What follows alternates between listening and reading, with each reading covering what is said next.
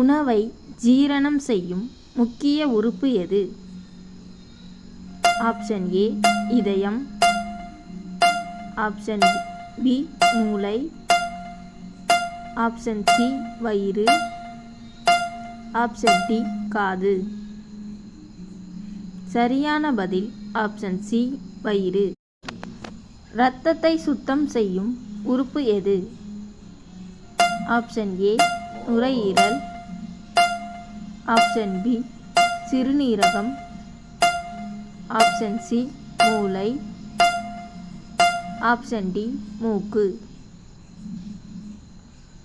சரியான பதில் option B சிறுநீரகம்.